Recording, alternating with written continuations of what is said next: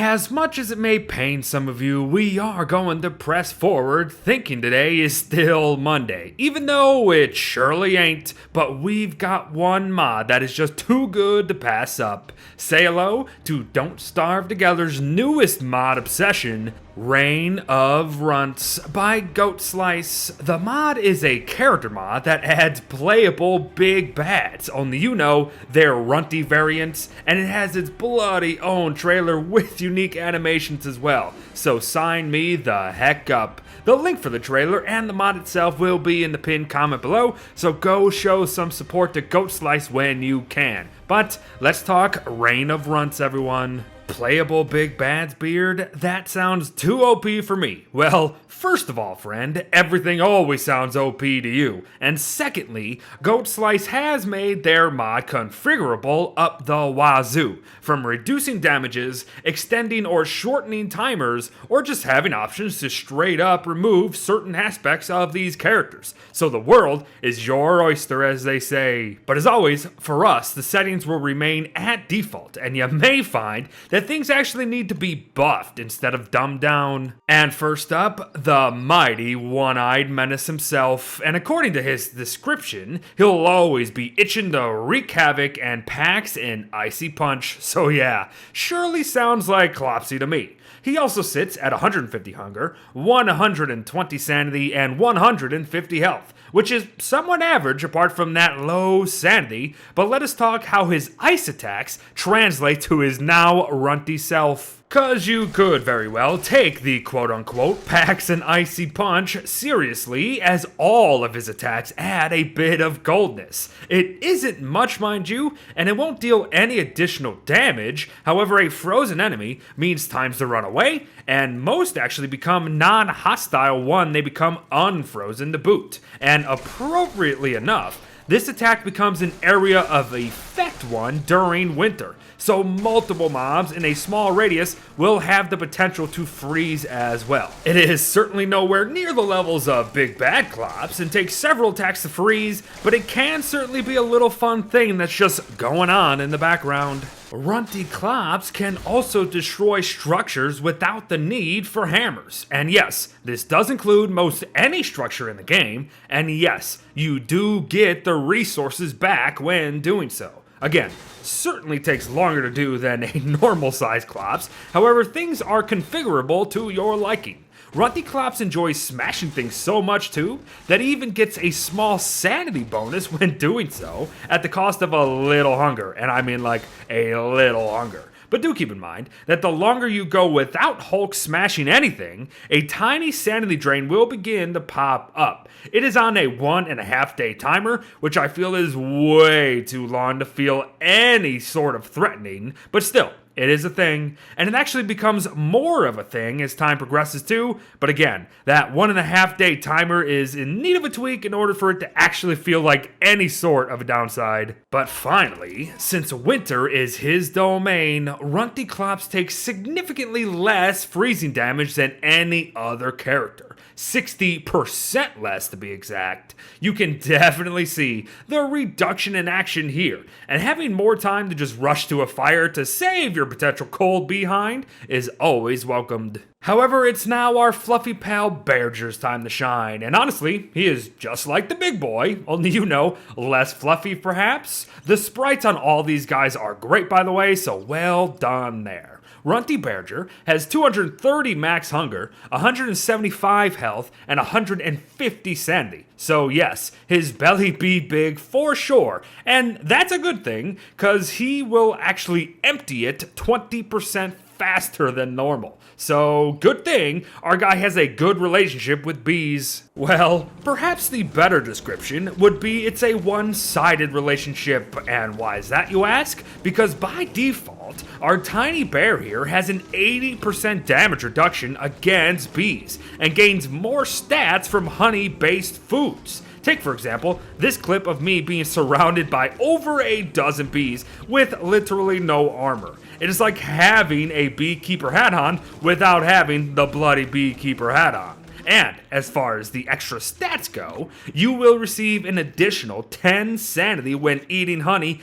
and or honey-based food. It's not overly exciting or anything, however it is appropriate, and that's what I enjoy about mods. Mini Berger also boasts an area of effect ground pound attack on every 4th attack total, and while it will hit multiple targets and do damage against trees, plants, etc., it is nowhere near the levels of intensity as Berger's normal mechanic. And I am totally okay with that, and it makes 100% sense. I'm not fine, however, with how long it takes to actually fell anything, because 10 ground pounds total or over is a little too much. I say bump that down to half, and it will still be tedious, yes, but way less so than it is now. Oh, and it also does 20 damage overall if you want to know. You also likely notice fur tufts flying everywhere during combat, and like regular Berger, that is when most will fall off runty Berger. However, do expect some to drop occasionally regardless, and of course, we can use them to craft thick fur here that can eventually go into crafting the Hibernation Vest, one of the warmest clothing items in the entire game, with some lovely background mechanics too. Lovely stuff. Speaking of hibernation, let's talk his own specific mechanics related to it. Come winter and spring, Runty Berger will receive a small bonus insulation factor from the cold, which in lamest terms just means it will take longer for you to freeze. And also, his hunger will no longer drain 20% faster as it was before. However, some of you may have noticed already, why is my health now 200 and not 175? First of all, good eye, friend. This is because of, though, a hibernation mechanic that increases your health by 25 if your hunger stays above 50% total. It will drop back to normal otherwise. Also during hibernation, Runty Berger enjoys a 20% increase to his damage absorption levels overall. So take for example, a normal hit from a tree guardian would be a hefty 62 damage without armor. A hibernating runt of fur will take but 39 total, so toss an armor on and you'll be more than okay. And finally, a hibernating Berger occasionally swaps his ground pound attack in for a yawning one, and yes indeed, it will put mobs to sleep just like the bigger bad himself.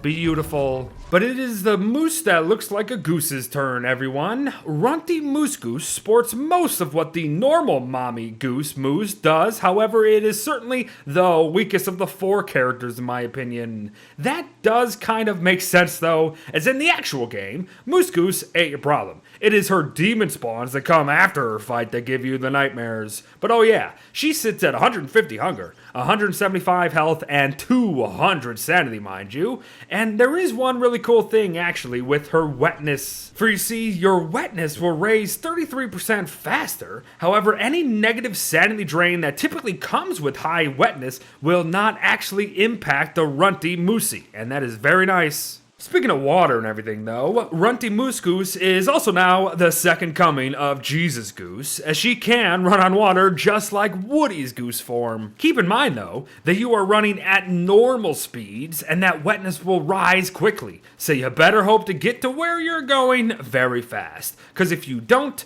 and your wetness reaches 80 plus, you'll be taking a trip to Davy Jones's locker. It will count as a death, which means lowered max health unfortunately. You will lose items on the water apart from food, and more importantly, you will not be able to walk on water again until your wetness drops below 80 total. So in short, you may get stuck somewhere you don't want to be, and stuck when you can't leave. Let's talk her whirlwind attack though, and think a weather pane, but somehow even worse. Not only does it hardly deal any damage, let alone even consistently no matter how you aim it, ending the attack means a few points of grogginess, and for a short period of time following it, you have no control whatsoever. Both these things are very much manageable, yes. However, both happening at the same time every time within a main mechanic is an absolute nightmare, and it gives you no reason to even do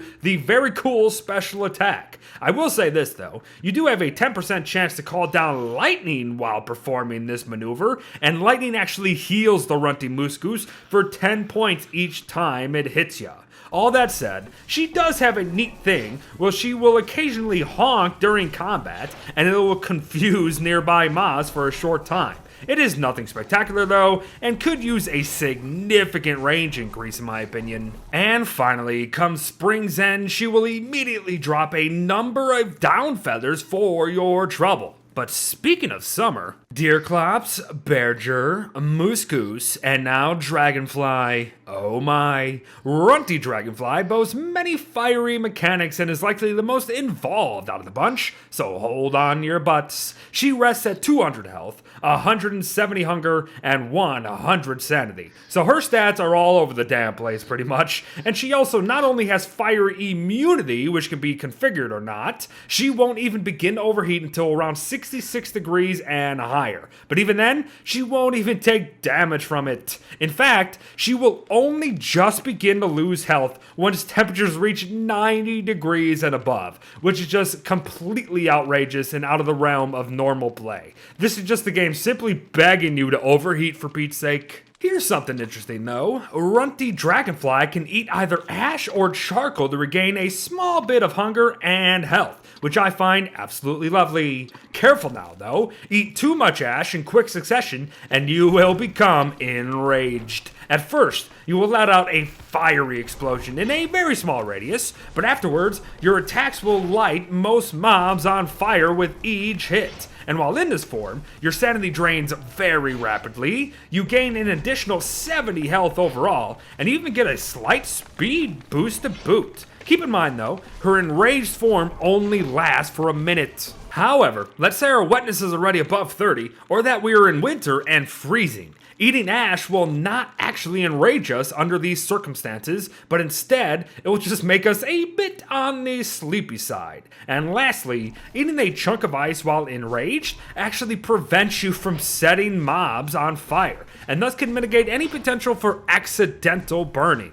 Very interesting, but this is more so, because at the cost of 20 health and 20 hunger, you can actually summon extra adorable larvae from Mama Dragonfly's magma pools. You can have a maximum of 11 larvae each, and they will boast 500 health and 50 damage, but do be mindful of the potential to trap yourself with them as I have. Just like normal, extra adorable larvae, these guys will throw off heat and light, all the while having a stomach to fill every now and then. And if you don't keep them fed, they will end up dying on you, but their hunger drops very slowly, so there's really no worries. And as said prior, they do 50 damage each, which is certainly way too high for how easy they are to amass. But stick them on your enemies, and they'll make very quick work of most anything. Oh, and you can also use their little hot bodies to cook on as well, so have fun at a cookout. And finally, having ash in your inventory when summoning them initially is advised,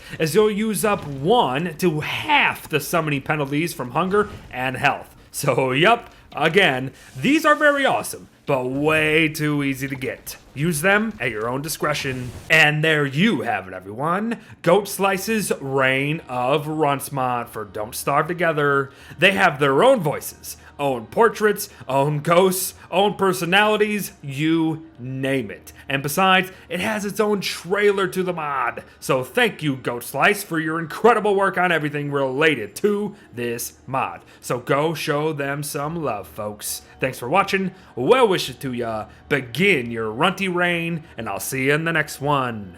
Bye-bye.